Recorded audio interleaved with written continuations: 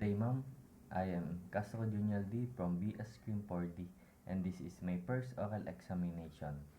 People versus Batin, GR number 177223, November 28, 2007. Facts.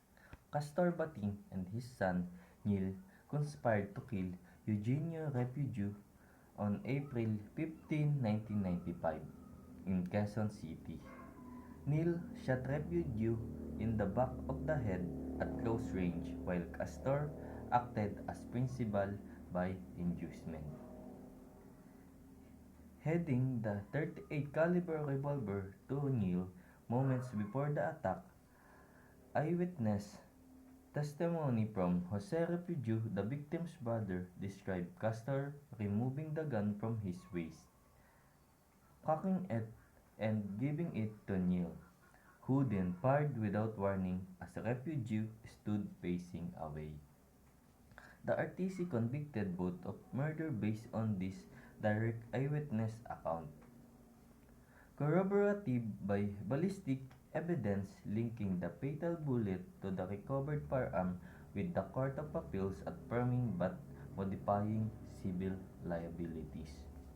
Issues: whether the prosecution sufficiently proved conspiracy and Castor's role as principal by inducement through testimonial and physical evidence beyond reasonable doubt.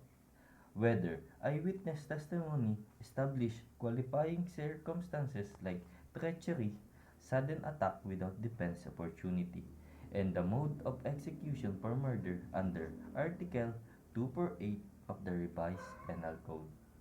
Whether the information adequately alleged treachery to counter jurisdiction and support conviction without violating due process under Rule 110. The rulings of the court.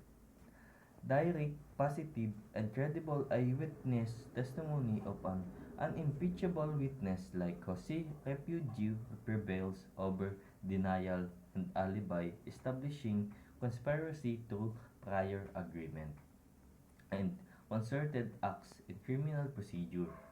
Treachery was properly proven by the sudden, fatal shot to a defenseless victim, satisfying the constitutional requirement of proof beyond reasonable doubt, via testimony without need for further qualification, in the formation beyond standard allegations.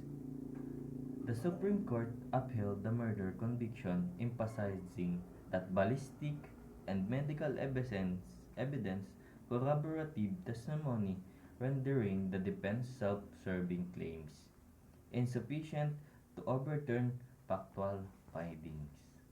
Thank you.